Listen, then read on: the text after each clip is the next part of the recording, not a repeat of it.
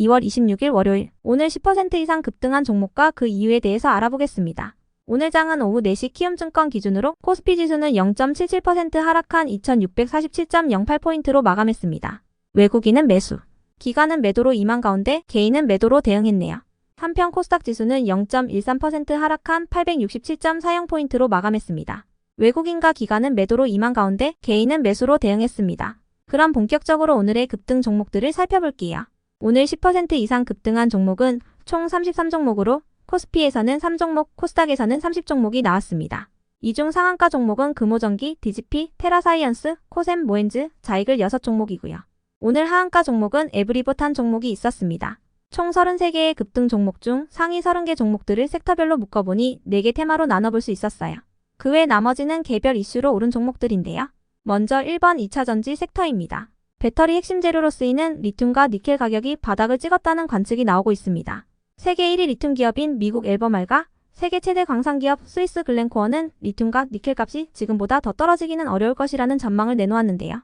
지난해 가격 폭락으로 올해 리튬과 니켈의 공급량은 작년보다 줄어드는 반면 전기차 수요는 작년보다 25%가량 늘어날 것으로 보이기 때문입니다.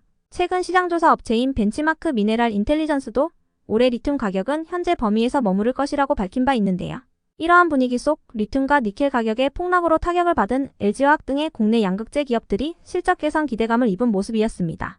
다음은 이번 반도체 섹터입니다. 정부가 반도체 기업들의 투자 촉진을 위해 인센티브를 추가로 확대할 방침이라는 소식입니다. 안덕근 산업통상자원부 장관은 현재 조성 중인 반도체 산업단지들의 사업기간 단축을 위해 관련된 인허가를 신속히 추진하고 반도체 기업들의 투자 촉진을 위한 인센티브를 대폭 확대하겠다고 밝혔는데요.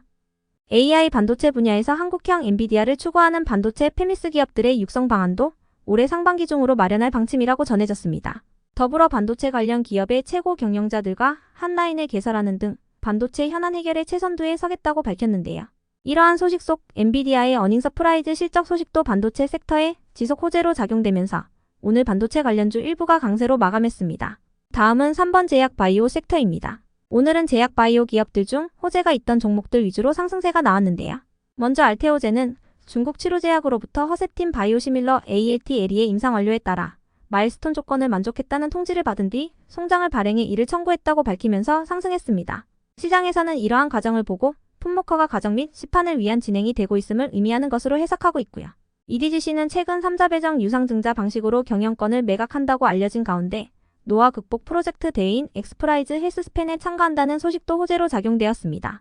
다만 장마감 후 EDGC의 3자 배정 유상증자는 경영권 매각과 관련이 없다는 기사가 나왔으니 참고해주세요. 다음은 4번 통신장비 섹터입니다. 삼성전자가 AI와 무선통신 기술 융합을 통해 6G 기술 연구와 생태계 조성을 목표로 하는 AI-랜 얼라이언스 창립 멤버로 참여한다고 밝혔습니다. 삼성전자는 이번 얼라이언스 참여를 통해 AI를 무선통신 기술에 적용하여 서비스 혁신을 선도하고 통신망 효율을 강화하는 방향으로 6G 연구를 추진하는 등 생태계 확장을 주도해 나갈 계획이라고 하는데요. 이와 더불어 삼성전자가 빅테크 기업들과 함께 오늘부터 스페인 바르셀로나에서 열리는 모바일 월드 콩그레스에 참가한다는 소식도 호재로 작용된 모습이었네요. 이러한 소식 속 통신장비 기업 일부가 강세로 마감했습니다. 그 외 나머지는 개별 이슈로 오른 종목들인데요. 먼저 디지피는 최대주주와 소액주주 간의 경영권 분쟁 기대감을 잇고 상한가로 마감했습니다. 소액주주 플랫폼인 액트를 기준으로 디지피의 주주연대 지분율은 10.32%인데요. 이는 최대주주인 CBI의 지분율 10.88%와 비슷한 수준으로 디지피 주주연대는 정기주주총회 때 이사 감사 선임 등의 주주 제안을 할 예정으로 알려졌습니다. 이어서 테라사이언스는 저번 주 금요일 장마감 후 재무구조 개선 목적으로 다보링크의 주식 600만 주를 126억 원에 양도하기로 결정했다고 공시한 기업인데요. 다보링크가 최근 초전도체 신사업을 추진한다고 밝힌 부분도 재차 주목받고 있습니다. 양도 예정일은 3일 후인 2월 29일이며 양도 후 지분율은 26.49%입니다. 한편 4종목의 오늘 급등 이유는 파악되지 않았고요. 다음으로 코셈은 저번 주 금요일 코스닥 시장에 신규 상장한 주사전자 현미경 전문 제조업체로 신규 상장 이틀째 강세를 보였습니다. 코셈은 나노 단위의 미세물 분석을 위한 주사전자 현미경과 그 주변 기기를 제조 및 판매 중인데요. 신규 상장 첫날에는 공모가 대비 59%의 강세로 마감한 바 있습니다. 이어서 모엔즈는 윤 대통령이 군사보호구역을 역대 최대 규모로 해제한다는 소식이 지속 부각되면서 그린벨트 관련주로 부각된 것이라 알려졌고요.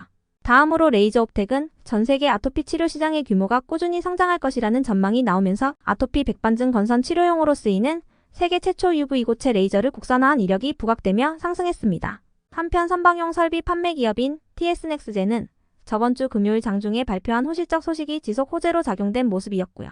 이어서 자동차 부품 기업인 성우하이텍도 장중 실적 공시와 배당 공시를 하면서 상승했습니다. 다음으로 DDM-ENF는 저번 주 금요일 장마감 후 직무집행 정지가처분 소송을 제기했다는 공시를 띄우면서 경영권 분쟁 소송 속 강세를 보였고요. 이어서 4x4는 저번 주에 개봉한 영화 파묘의 흥행 기대감이 지속되는 가운데 오늘부터 바르셀로나에서 열리는 모바일 월드 콩그레스에 참가하여 자체 개발한 딥러닝 AI 기반의 화질 고도화 솔루션인 픽셀을 선보일 예정이라는 소식에 상승한 모습이었네요. 끝으로 오늘은 하한가를 간 종목도 한개가 있었는데요.